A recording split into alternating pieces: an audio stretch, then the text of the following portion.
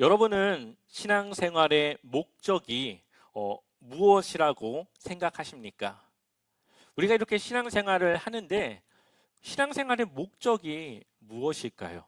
아마 대부분의 성도님들은 구원을 받기 위해서라고 말할 겁니다. 그동안 우리는 그렇게 배웠고 들었고 지금까지 몇십 년을 그것을 놓고 신앙생활을 해왔습니다. 그런데 정말 이 성경이 우리의 신앙생활의 목적, 예수님을 믿는 그 목적을 구원이라고 말하고 있을까요? 그렇다면 지금 여러분들은 구원받지 못해서 신앙생활을 하고 있는 겁니까? 지금도 구원받기 위해서 신앙생활을 하고 계신가요? 앞으로 우리가 하나님 나라라고 하는 이러한 주제를 함께 나누면서 우리가 나아가야 할 우리의 신앙생활의 방향, 또한 신앙생활의 이유, 신앙생활의 목적을 우리가 함께 좀 더 구체적으로 나눠보려고 합니다. 우리 한번 사도행전 17장 11절과 12절 말씀을 우리 한번 읽어보겠습니다. 함께 읽겠습니다. 베레아의 유대 사람들은 데살로니가의 유대 사람들보다 더 고상한 사람들이어서 아주 기꺼이 말씀을 받아들이고 그것이 사실인지 알아보려고 날마다 성경을 상고하였다. 따라서 그들 가운데서 믿게 된 사람이 많이 생겼다. 또 지체가 높은 그리스 여자들과 남자들 가운데서도 믿게 된 사람이 적지 않았다. 아멘.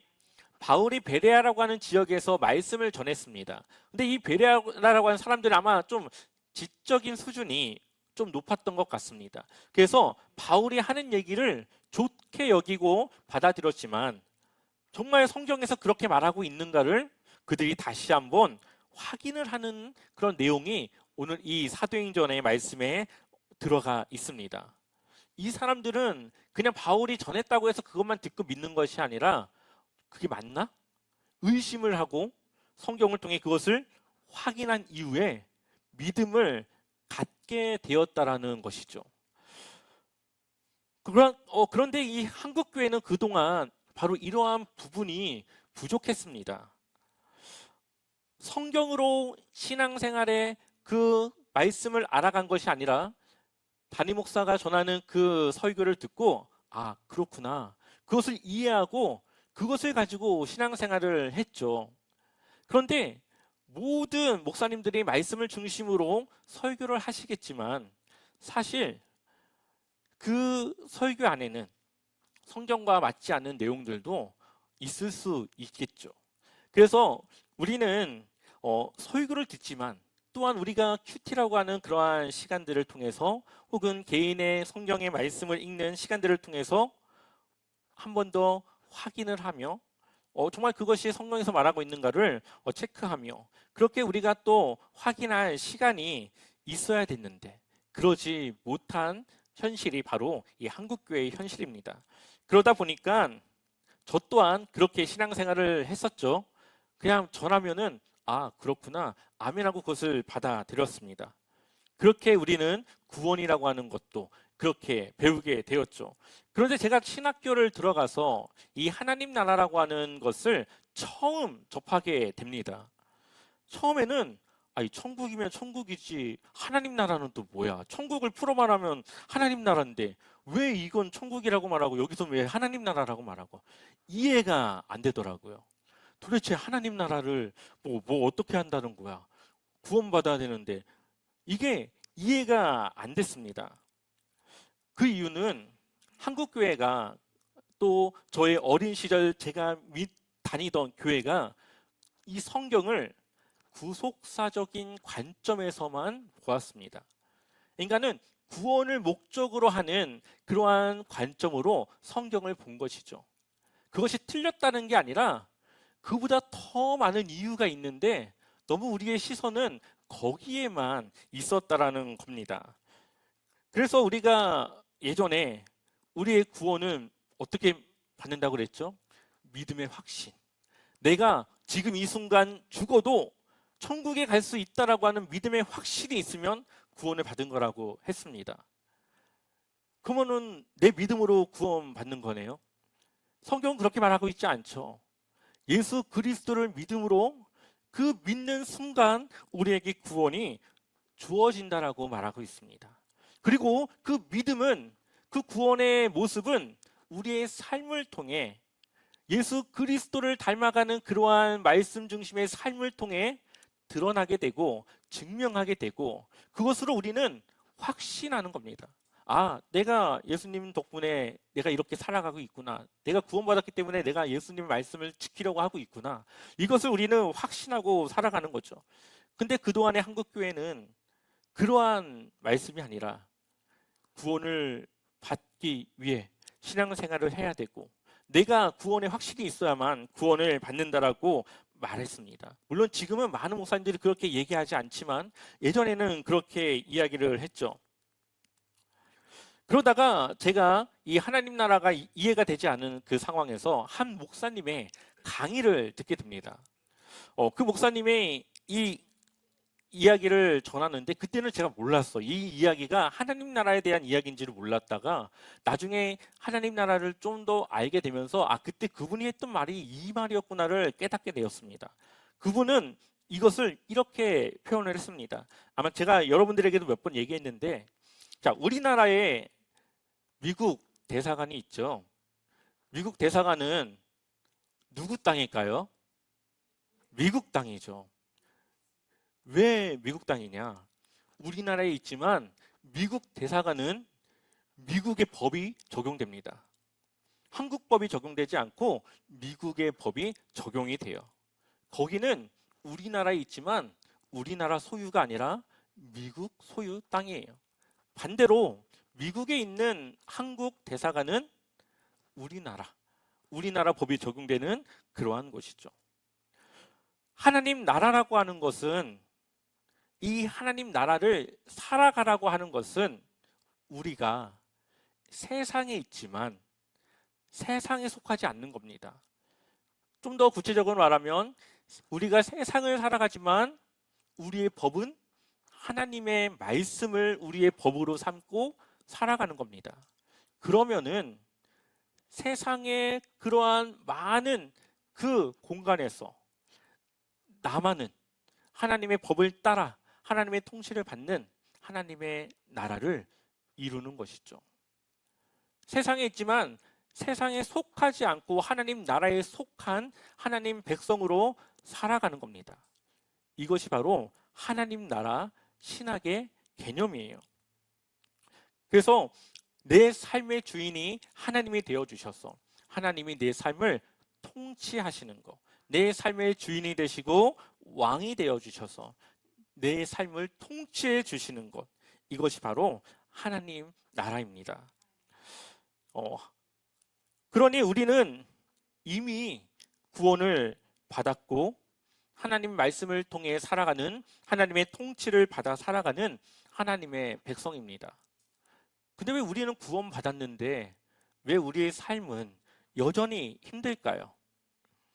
그리고 우리는 이미 구원을 받았는데 왜 여전히 신앙생활을 하고 있을까요? 그것은 아직 구원을 이루지 못했기 때문입니다. 이미 구원을 받았지만 아직 구원을 이루지 못했다. 이것이 바로 하나님 나라 신학의 중점이에요. 한 신학생이 이 교수님께 물어봅니다. 교수님은 구원 받으셨나요? 그러자 이 교수님이 대답하는 거예요. 에베소서 2장 8절 한번 같이 읽어볼까요? 너희는 그 은혜에 의하여 믿음으로 말미암아 구원을 받았으니, 아멘. 믿음으로 말미암아 구원을 받았으니, 이미 우리는 구원을 받았다고 말하고 있죠. 그래서 이 교수님이 이렇게 말해요.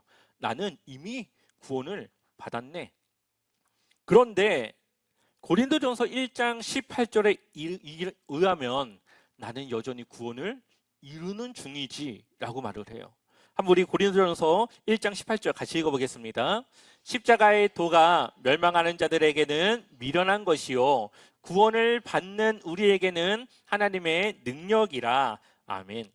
여기서 구원을 받는 자들이라고 하는 것은 영어로 보면은 현재 진행형으로 표현을 해요. 그래서 지금도 구원을 받고 있는 사람들이라고 하는 의미로 이것이 해석이 됩니다. 그래서 이것을 의하면은 나는 구원을 받고 있는 중이지. 또한 디모데후서 4장 18절에 의하면 나는 아직 구원을 받지 못했네 라고 대답을 합니다. 우리 한번 디모데후서 4장 18절 같이 읽어보겠습니다. 주께서 나를 모든 악한 길에서 건져내시고 또 그의 천국에 들어가도록 구원하시리니 그에게 영광이 세생무하도록 있을지어다. 아멘. 그의 천국에 들어가도록 구원하시리니, 그러니까 아직 구원을 받지 못했다라는 거죠. 그러니까 이 교수님이 이렇게 대답하는 거예요. 구원을 받았네. 그러나 구원을 이루고 있는 중이지. 그런데 나는 아직 구원을 받지 못했네. 도대체 무슨 말인가요, 이것이? 조금 더 쉽게 설명을 해볼까요? 한 사람이 공무원 시험을 받고 합격을 했습니다. 그렇다고 그 사람이 공무원이 된 걸까요?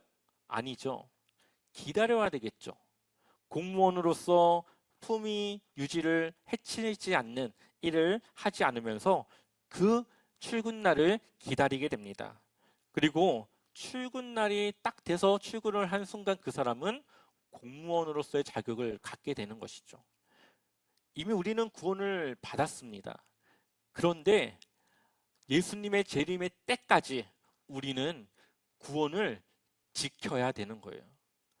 그리고 예수님이 오시는 그때에 우리의 구원은 완성이 됩니다.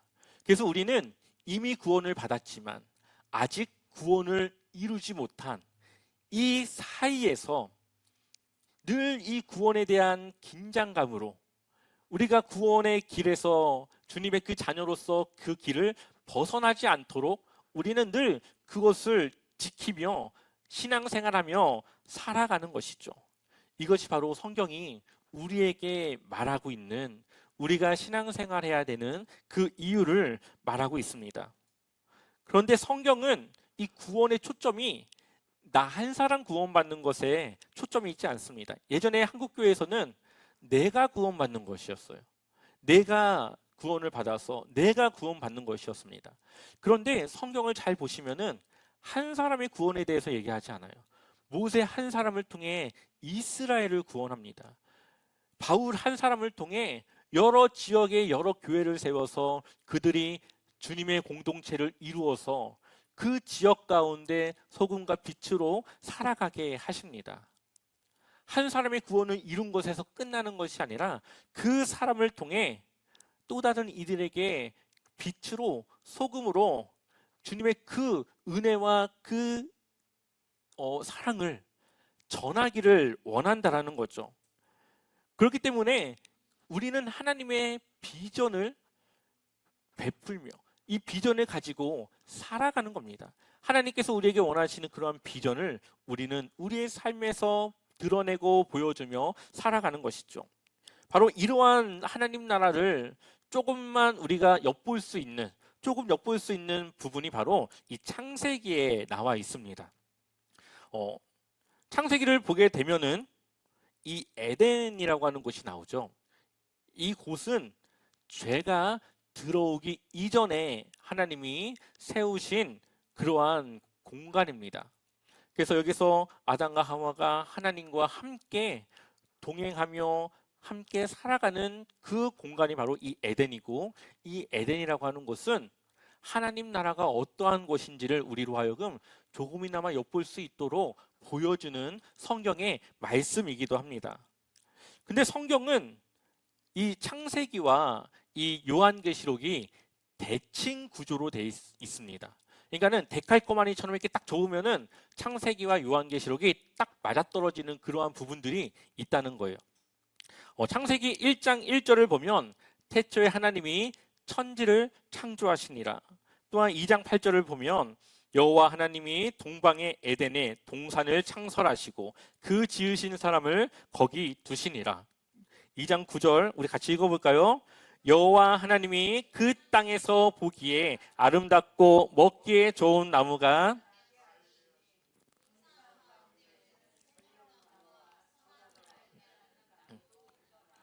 네.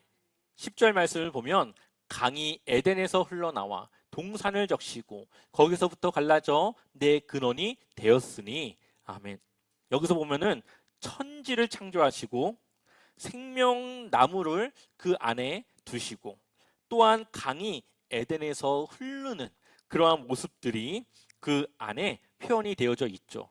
한번 요한계시록을 한번 볼까요? 요한계시록 21장 1절을 보면 또 내가 새 하늘과 새 땅을 보니 하늘과 땅 천지죠. 근데 새 하늘과 새 땅, 세 글자로 신천지. 네.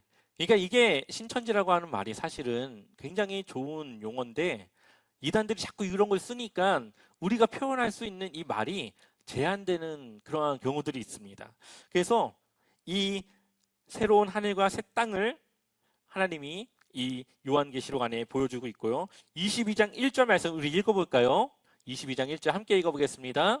또 그가 수정같이 맑은 생명수의 강을 내게 보이니 하나님과 및 어린 양의 보좌로부터 나와서 아멘. 아까도 강이 에덴을 흐른다고 했는데 여기서도 강을 내게 보인다고 말하고 있습니다. 또한 22장 2절 말씀 같이 읽어보겠습니다. 길 가운데로 흐르더라. 강 좌우에 생명나무가 있어 12가지 열매를 맺되 달마다 그 열매를 맺고 그 나무 잎사귀들은 만국을 치료하기 위하여 있더라. 아멘. 여기서도 강이 흐르고 생명나무가 표현이 되어져 있죠. 이 창세기에서 말하는 이 에덴에서의 그 표현이 하나님께서 이루실 새 예루살렘과 새 하늘과 새 땅에 동일하게 적용되어지는 것을 보게 됩니다. 그리고 요한계시록 22장 13절에 나는 알파와 오메가요. 처음과 마지막이요. 시작과 마침이라. 창세기의 알파, 요한계시록의 마지막 오메가. 처음 창세기, 마지막 장 요한계시록. 시작 창세기, 마지막 때의 요한계시록. 하나님은 이 세상 역사의 처음이자 마지막을 이루시는 그러한 하나님이심을 말하고 있습니다. 그렇기 때문에 이 요한계시록에서 하나님께서 앞으로 이루실 새하늘과 새 땅의 모습을 우리는 어디서 볼 수 있습니까? 창세기에서, 창세기 1장과 2장에서 우리는 볼 수가 있습니다. 그래서 창세기 1장과 2장은 첫 창조, 하나님께서 지으신 첫 창조. 마지막 요한계시록의 말씀은 새 창조, 새롭게 만든, 하늘과 땅을 새롭게 만드는 새 창조에 대한 내용이라는 것을 우리는 알 수 있죠. 그래서 학자들은 창세기 1장과 2장을 하나님 나라의 원형 혹은 설계도라고 말을 합니다. 에덴에 나타난 하나님의 이 설계를 통해 하나님 나라가 어떠해야 하는지, 또한 하나님 나라는 어떤 나라인지, 하나님과 나의 관계가 어떠해야 되는지를 보여주고 있는 것이죠. 창세기 1장 1절과 2절 우리 한번 같이 읽어보겠습니다. 함께 읽겠습니다. 태초에 하나님이 천지를 창조하시니라. 땅이 혼돈하고 공허하며 흑암이 깊음 위에 있고 하나님의 영은 수면 위에 운행하시니라. 아멘. 창세기 1장은 우리 그리스도인들에게 아주 중요한 고백을 하도록 우리에게 전하고 있습니다. 온 세상을 만드신 분이 바로 하나님이시라는 것을 믿음으로 고백하게 하는 것이죠. 이 부분을 동의하고 믿음으로 받아들여야지만 그 이후에 나오는 하나님의 말씀을 받아들일 수가 있게 됩니다. 또한 2절에 혼돈하고 공허한 그러한 세상에 하나님의 질서를 세우시며 그 정점으로 하나님의 형상을 따라 사람을 만드십니다. 그래서 모든 피조물과 구별된 하나님의 형상을 따라 유일하게 창조된 존재가 바로 이 사람이죠. 그렇다면 하나님은 왜 사람을 이렇게 구별해서 만들었을까요? 1장 26절 우리 같이 읽어볼까요? 함께 읽어보겠습니다. 하나님이 이르시되 우리의 형상을 따라 우리의 모양대로 우리가 사람을 만들고 그들로 바다의 물고기와 하늘의 새와 가축과 온 땅과 땅에 기는 모든 것을 다스리게 하자 하시고 아멘. 이 세상을 다스리는 존재로 이 사람을 만들었습니다.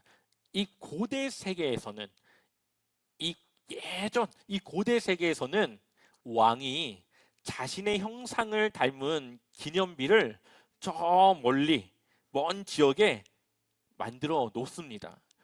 그 이유는 거기까지 바로 내가 다스리는 곳이라고 하는 것을, 거기까지가 바로 내 주권이 임해지는 곳이라는 것을 표시하기 위해서 왕의 형상을 닮은 그 모습을, 석상을 먼 지역까지 세워 놓는 것이죠.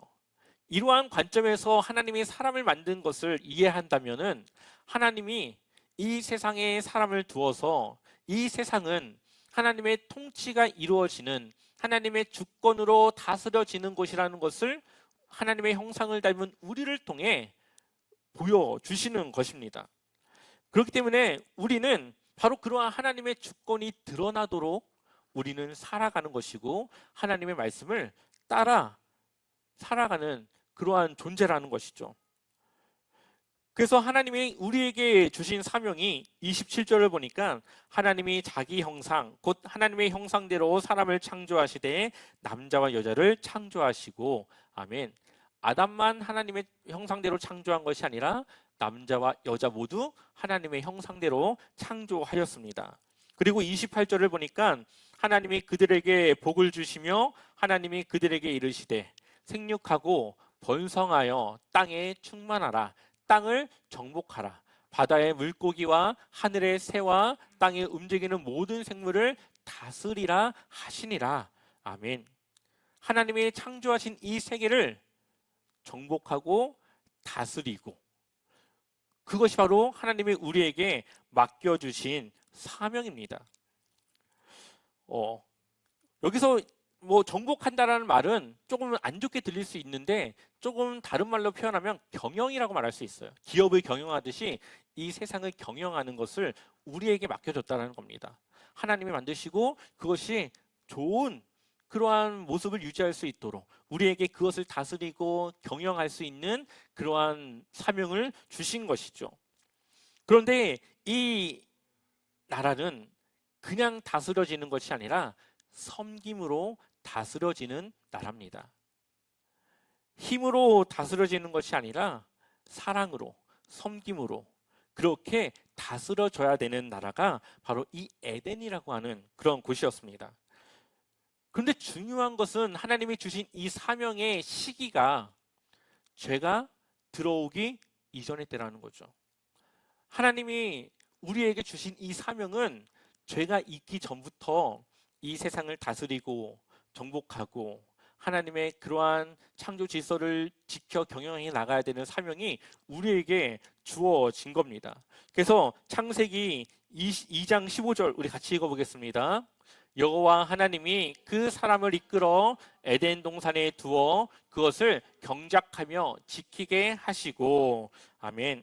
이것을 세번역 성경으로 한번 보면요, 주 하나님이 사람을 데려다가 에덴 동산에 두시고 그것을 맡아서 어떻게 하셨다고요? 돌보게 하셨다. 이것이 하나님이 죄가 들어오기 전에 우리에게 주신 사명입니다. 그러니 우리에게는 이 세상을 지키고 하나님 말씀을 따라 살아가는 그것이 죄가 있기 전부터 우리에게 주어진 사명이었던 거예요. 그러니 죄가 있건 없건 우리는 그냥 하나님 말씀을 따라 하나님의 형상을 닮은 하나님의 존재로서, 자녀된 존재로서 이 세상을 경영하고 다스리고 살아갈 사명이 이미 우리에게 주어진 것입니다. 죄를 해결한다고 하는 것은 그러한 자격을 회복하는 것이에요. 우리가 하나님의 끊어졌던 관계를 회복하여서 하나님의 형상을 회복하여서 하나님이 우리에게 원래 주시려고 했던 그 사명을 우리로 하여금 살아갈 수 있도록 하는 그 자격을 주시는 것이 바로 죄를 없애주시는 것이고 우리를 구원하여 주시는 것이죠. 그렇기 때문에 구원이라고 하는 것은 신앙생활의 끝이 아니라 신앙생활의 시작입니다. 구원을 받은 이후에 우리는 하나님의 자녀로서 하나님이 주신 사명을 지키며 살아갈 수 있는 것이죠.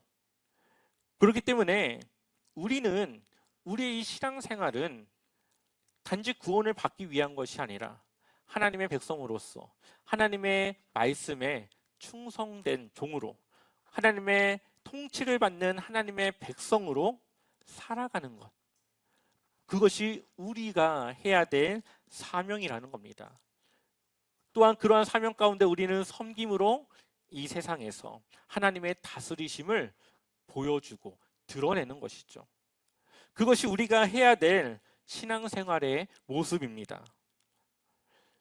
그래서 에덴 동산에는 하나님의 법이 있었습니다. 2장 16절을 보게 되면은 여호와 하나님이 그에게 그 사람에게 명하여 이르시되 동산 각종 나무의 열매는 내가 임의로 먹되 먹을 수 있는 법을 주셨죠. 17절에 선악을 알게 하는 나무의 열매는 먹지 말라. 내가 먹는 날에는 반드시 죽으리라 하시니라. 그러나 하지 말아야 될 것도 하나님이 법으로 주셨습니다. 이것은 하나님의 존재를 기억하게 하고 내가 하나님의 통치를 받고 내가 하나님의 그러한 창조물로서 피조물로서 바로 하나님의 그 주권 아래에 있다라는 것을 기억하고 그것을 인식하게 하는 장치입니다. 하나님이 우리의 창조주고 나는 그 창조주의 법을 따라 살아가야 되는 하나님의 피조물이라는 것을 생각하게 하는 것이 바로 이 선악을 알게 하는 나무라는 거죠.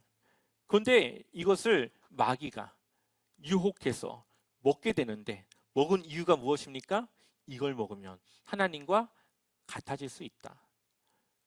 하나님과 같아지기 위해서 하나님의 법을 깨고 하나님의 법을 지키지 않은 것, 이것이 바로 죄가 되었죠.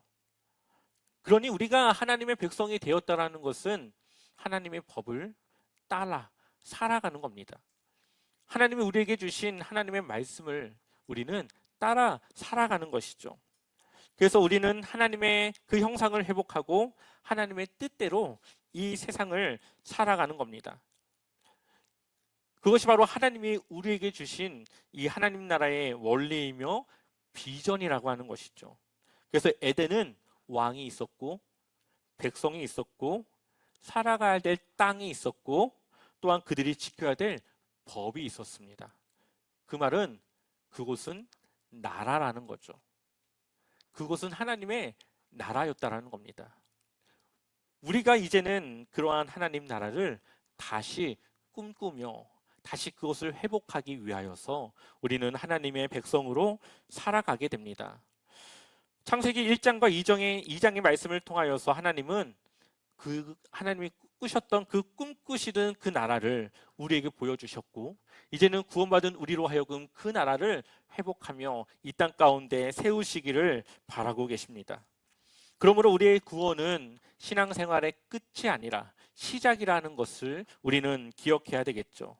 또한 그것은 하나님의 비전과 사명을 우리로 하여금 지켜낼 수 있도록 이루며 살아갈 수 있도록 우리에게 주신 자격을 우리가 회복하는 것이고 또 하나님과 함께 살아가며 그 일을 이룰 수 있도록 해 주신 것입니다.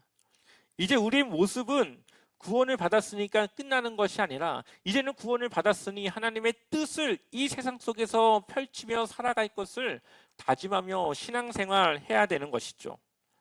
그래서 하나님과의 관계를 회복하고 하나님이 하시고자 했던 그 꿈과 비전을 우리가 이루도록 우리는 하나님의 말씀에 충성하며 그렇게 살아가는 겁니다. 우리의 삶은 왕 대신 하나님께 맡기고 우리는 하나님이 우리에게 주신 사명을 따라 살아가는 것이죠. 그래서 이번 이 하나님 나라에 대한 이 설교를 통해서 우리가 하나님의 그 꿈을 품고 그 비전을 따라 살아가며 정말로 입술로가 아니라 우리의 삶으로 하나님의 백성으로 그렇게 살아가기를 소망합니다.